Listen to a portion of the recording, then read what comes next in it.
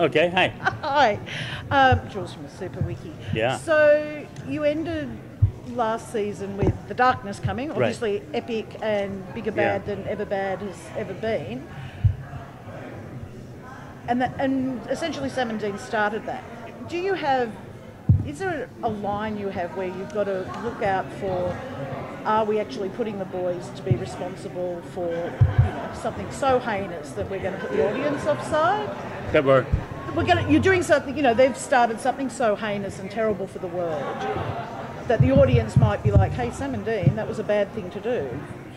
I think it's a really good question, and I think more than, if this sounds goofy, but more than what we think, I think what's most important, what's on the screen and what the boys think. Right. So to completely ignore it, I think, would be to ignore a very big elephant in the room, which is when they're alone and they're drinking a beer, as they do every episode, that they have to have that moment, and they will, where they're like, you know what, have we been looking after each other a little bit in spite of the greater good?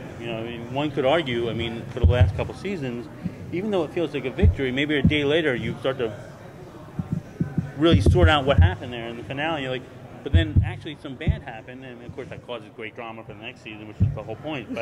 But most importantly, the boys are asking themselves that exact question, and they're dealing with that head on in terms of... Which was that monologue, the dialogue they had in the finale really was about that. Right, and that sentiment carries on in the face of what's been released, yeah. So absolutely. Yeah. So Jeremy, I remember being here a couple of years ago when you did your first con, yeah. And you said you had a 3-year plan. Yeah. And now you've reached the end of that 3-year plan and we're in year 4. Right. Where do you see this idea of the darkness going, and how many more seasons do you have in this one? Well, I'm going to tell you a small secret for us. Okay. It's that, I actually haven't reached the end of that 3-year plan. Oh, okay. That was, I think about year 9, I realized that we actually You're we're going to keep on going, yeah. So there are elements of that are things that are existing in the mythology now, and that we keep on touching on, and I'm not going to go into it too much, but that notion is still there. Now look, it could change, because the darkness was not in that 3-year plan. That's the type of thing that comes out of the greatness of the writer's room and all that stuff. So there are pieces of that still exist that are they're not irrelevant anymore. But it had to be accordioned a little bit once I realized that this baby wasn't stopping anytime soon. So yeah. Thank you. Sure.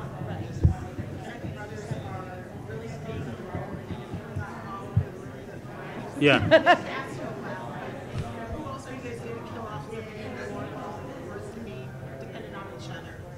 Well, I would never say who else we're going to kill off. I would say that it's a fair statement to say that we pretty much kill everybody, and I personally don't know how you keep the stakes in a show unless you kill people who are growing closer and closer to these boys, and the great thing about the show is, and the way the mythology is expanded, that there are so many different ways for a character or a beloved character who's been killed off that can still be a part of the show, and it's I never like to say so and so is coming back, because I think a death there should be some finality to it, at least until the season starts. Let's mourn a little bit, and I don't think that's a bad thing to mourn somebody.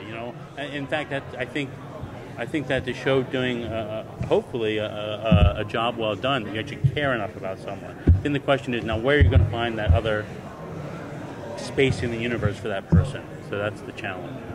Thank you. Thanks, guys. Appreciate it. Jeremy.